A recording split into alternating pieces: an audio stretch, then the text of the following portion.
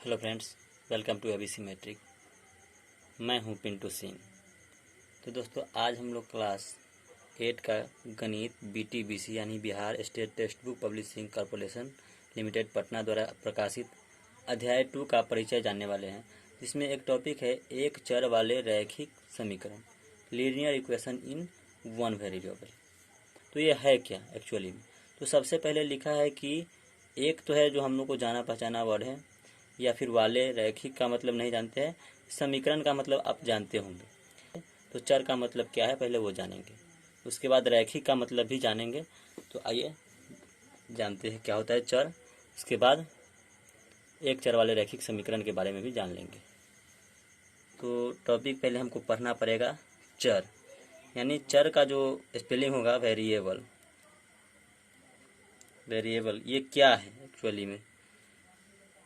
एक ऐसा व्यंजक जिसका मान हमेशा बदलता रहता है या बदला जा सकता है, वही चर मान कहलाएगा या चर राशि कहलाएगा। तो आइए लिखते हैं कि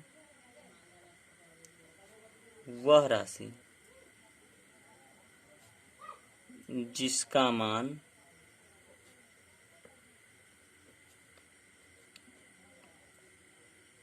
बदला जा सकता है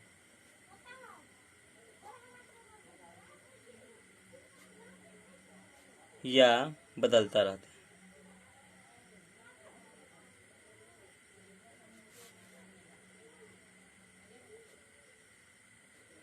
वही चर राशि कहलाता है दोस्तों। जैसे में एग्जाम्पल में कभी आप देखते होइएगा एक्स, और एक्स का मान कभी कभी आप देखते होइएगा लिखा होगा एक्स बराबर 10, एक्स बराबर -5, एक्स बराबर 2। तो ए से लेकर जेड तक जितने भी लेटर्स हैं वो सबको चर के श्रेणी में रखा गया और वो सब चर मान कहलाता है। तो यहाँ पे लिख देंगे एक्स या फिर A B C dot dot dot X Y Z, ये सब के सब आपको चर राशि है। तो हमने जाना कि चर राशि क्या है, तो ये चर राशि हो गया। अब क्या है कि अचर राशि, किसी भी समीकरण को पूरा करने के लिए हमें अचर और चर दोनों की जरूरत पड़ती है। तो आइए अचर राशि जानते हैं क्या है। अचर कांस्टेंट, अचर का जो स्पेलिंग होता है वो कांस्टेंट होता है। तो दोस्तों, वैसा मान, वैसा राशि जिसका मान कभी भी बदला नहीं जा सकता या कभी भी उसको चेंज नहीं किया जा सकता, उसको हम अचर राशि कहेंगे। तो लिखेंगे कि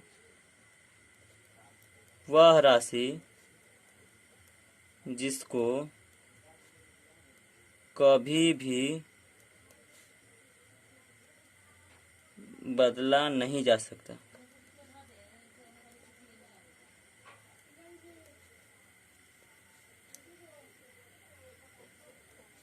वह राशि जिसको कभी भी बदला नहीं जा सकता अचर राशि कहलाएगा। जैसे 1 या 2 या 3, किसी भी संख्या का मान आप कभी भी नहीं बदल सकते।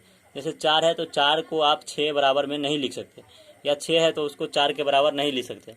इसीलिए 4 और 6 या 1 से लेकर के जितने भी संख्याएं हैं वो सब के सब आपको अचर राशि कहलाएगा। जितने भी पूर्णांक है या भिन्न है वो सब के सब आपको अचर राशि कहलाएगा।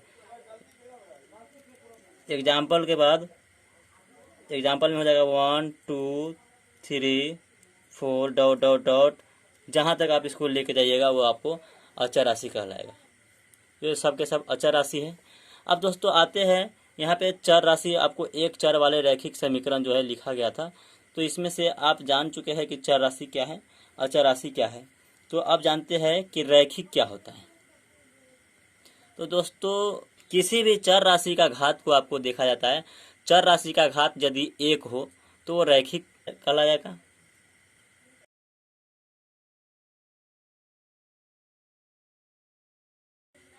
तो रैखिक यानी लीनियर, LINER, लीनियर, ये क्या है? तो चर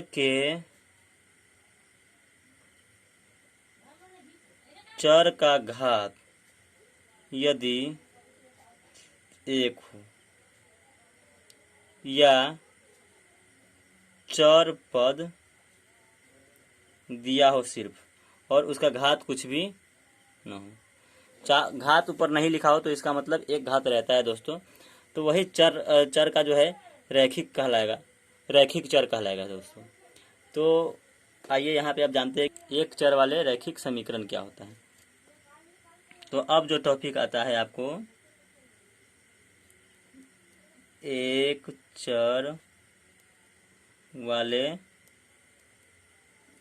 रैखिक समीकरण, ये है क्या दोस्तों। तो लिखेंगे दोस्तों कि वैसा समीकरण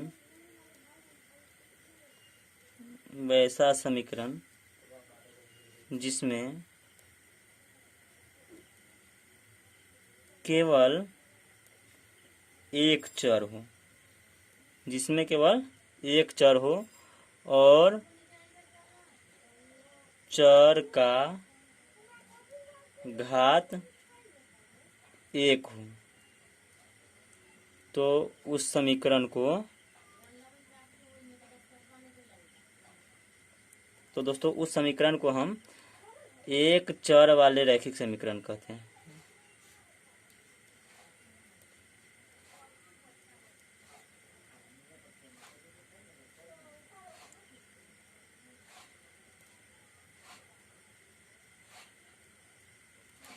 एग्जाम्पल दोस्तों एक लिखते हैं, एग्जाम्पल में ये समझते हैं कि एक चर वाले रैखिक समीकरण क्या है एग्जाम्पल के तौर पे। तो मान लेते हैं कि हम लिख दिए x + 1 = 2।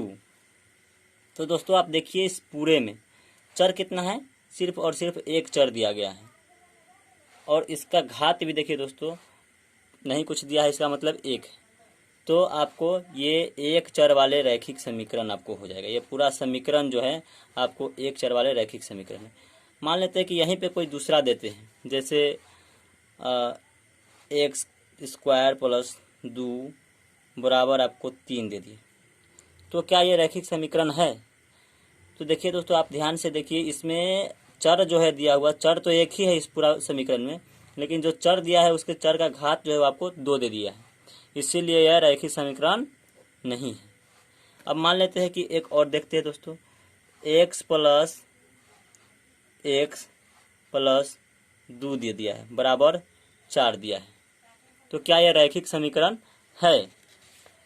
तो दोस्तों ये बिल्कुल रैखिक समीकरण है। इसको अगर आप हल कीजिएगा या तो ये x और x जुट करके आपको 2x हो जाएगा + 2 = 4। देखिए इसमें एक और एक मात्र एक ही चर आ रहा है और उसका घात भी आपको एक ही हो रहा है, तो ये आपको रैखिक समीकरण है। अब एक और उदाहरण ले लेते हैं दोस्तों, आइए।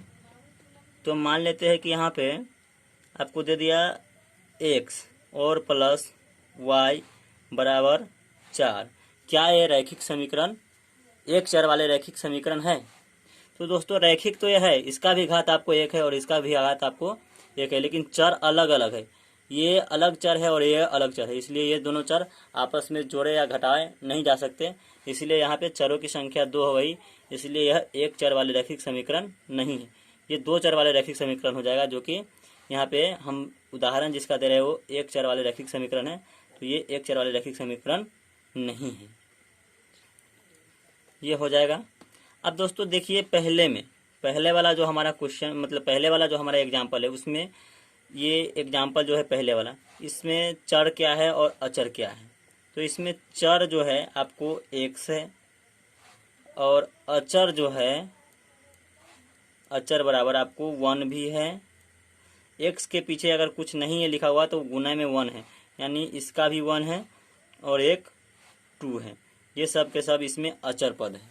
तो आज हमने जाना इस प्रकार से कि एक चर वाले रैखिक समीकरण क्या होता है, उसमें किस किस चीज़ों की ज़रूरत होती है।